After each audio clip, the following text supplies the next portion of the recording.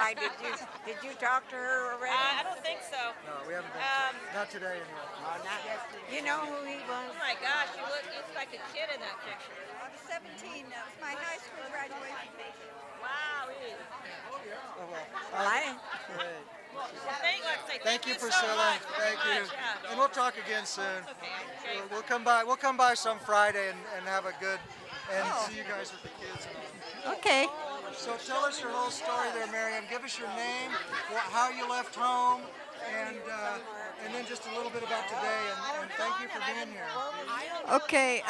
My name is Marian Souze, and I came from Oregon to come to the Bay Area to be the babysitter for my nephew so that my sister Phyllis could go to work as a welder.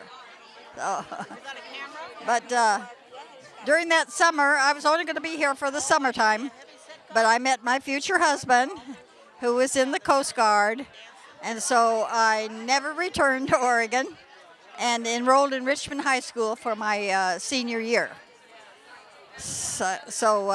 And during, yeah, that's my yearbook picture. Yeah, and when I turned 17, that's when we got married. And then when I graduated in June of 1943, I had an art class teacher that recommended me for a special class at UC Berkeley in engineering drawing.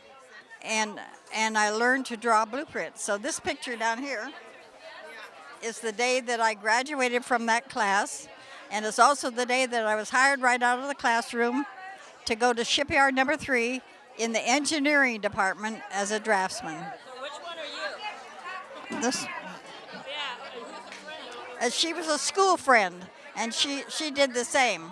Oh, did you keep in contact with her? No, because I was married, and it kind of, it changed things. Yeah. Yeah, it does. It made things different. Yeah. Yeah. What did you do then? At the shipyards, I actually worked on the blueprints. I erased architects' drawings and put in my own. Yeah. But they had built one ship, and it was a Yard 3 built troop transports, and the other yards built cargo ships. So they built one, but they had made revisions as they built it. And so my job and the job of the others there was to catch up with those, get the blueprints right for the next ships to be built. But they kept making revisions all the time, so it just kept us busy all the time. So, Get it right eventually, huh? and it was a good crew to work for. And we had senior draftsmen that had a separate room. But they were men that had a lot of knowledge. I mean, they were deferred because of their knowledge, but they never looked down on us. They appreciated what we could do. We couldn't do their intricate work because we weren't trained, No, but we did things that needed to be done. So that's what we. Did you get paid? I can't tell you for sure, but I think it was about $35 a week. Pretty good money. It was. It went a long ways, and the fact that I was a serviceman's wife, so I was able to save my allotment checks, and because of my job, and I have to say that my husband was stationed at the Coast Guard headquarters.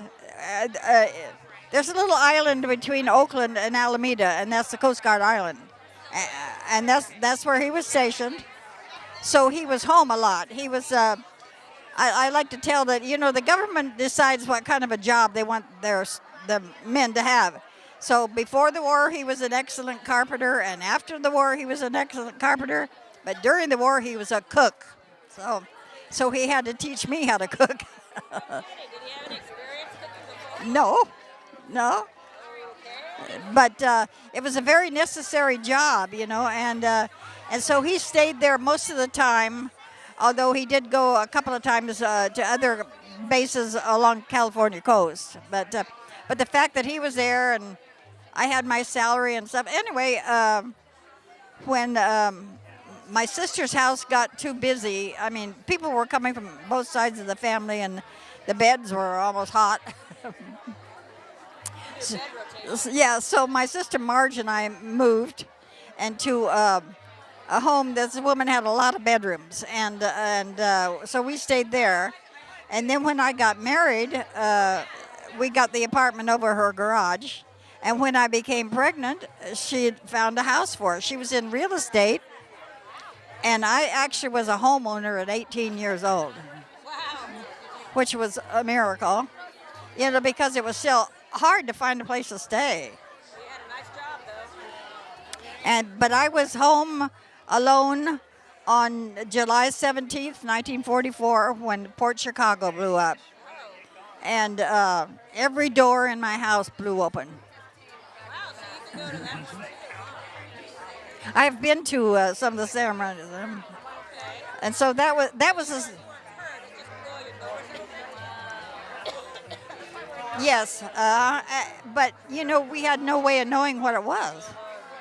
Thought. Right after it happened, did you have any idea? Well, I thought we'd been bombed. I thought we'd been attacked. Yeah, so it was only the radio was your only communication. So, and because we were censored in a lot of things, so that memory I don't have that memory of what happened and how long it took for me to find out. But I tell you, I was one scared pregnant lady. So, yeah. Sense of helplessness. Yeah, and that I think it's one of the wartime's biggest casualties. There was 320 men that were killed in that. So it was serious times. But Wow, and you actually experienced that. yep, That's amazing. yes, I did. Yeah. So, and your husband had no problem with you working and getting a lot of money and everything, huh? No, that was great. But when I had to retire because I was pregnant, and I couldn't get my foot up on the Key System bus anymore. So I just became a typical serviceman's wife, But I was different in that I had my own home, and that was different, And then when I got the house, well, then his in-laws came and they wanted to stay, and so we did. We shared our house with relatives. So that's what you did. Yeah, that's what you did. Yeah, it was a good time to live when the United States was united in one cause. No, it's too bad. Oh, I guess we're through, huh? Thank you very much. You're welcome. Grab someone else. Okay. Thank you so much. Really appreciate it. You did great.